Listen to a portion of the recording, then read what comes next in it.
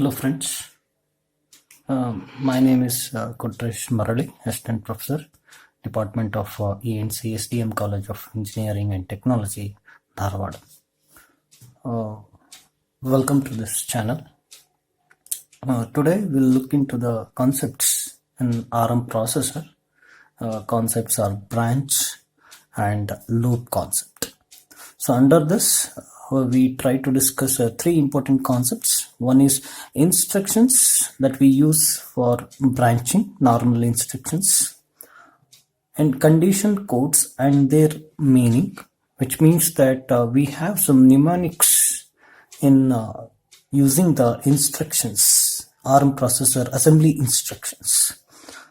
And few examples on conditional execution. When I say that conditional execution, it's normally like if-else conditions in your C programming, how we try to write them in a assembly level programming.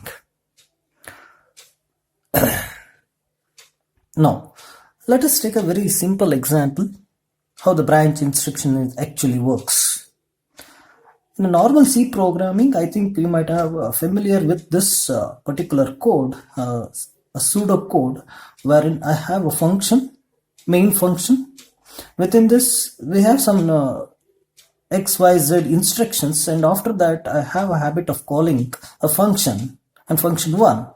Now, actually, how this particular function works. So, the moment it starts executing these instructions, there is a function executes. My main program will jump to the function 1, and in turn, the processor, the program counter load the address of function 1.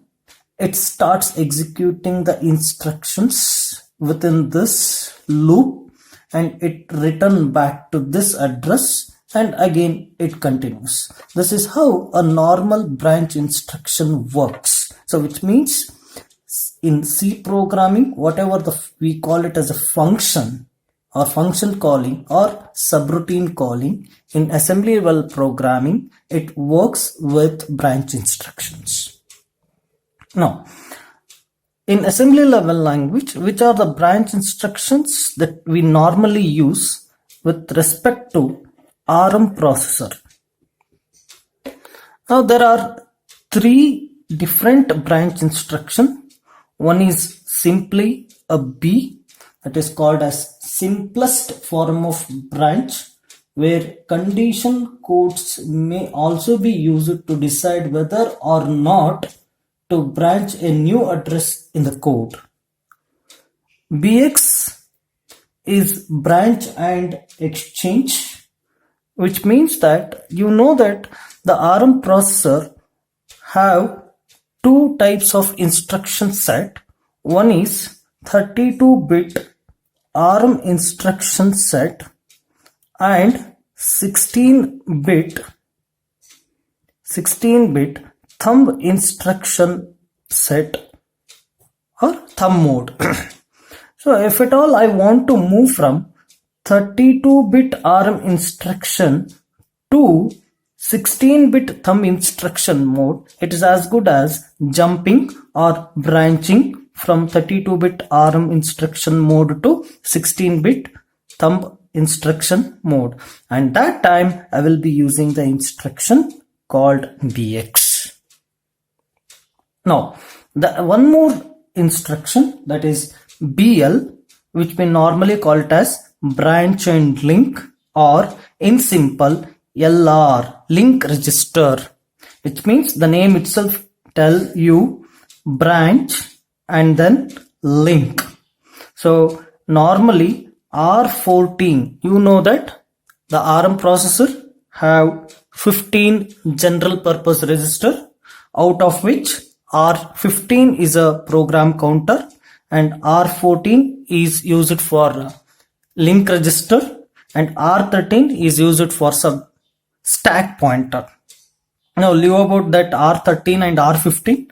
Coming to R14 register, R14 register will hold the return address. This is coming back to this picture.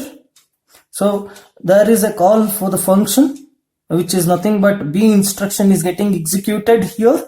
Now after executing, where my program's counter should take the line of this, and it should start from this line. Now before moving to this particular address, I should store the next instruction. Where should I store this? For this, in ARM processor, I have a dedicated register called R14. I try to store the next instruction or the return instructions, that is address just after the branch instruction. I need to store that.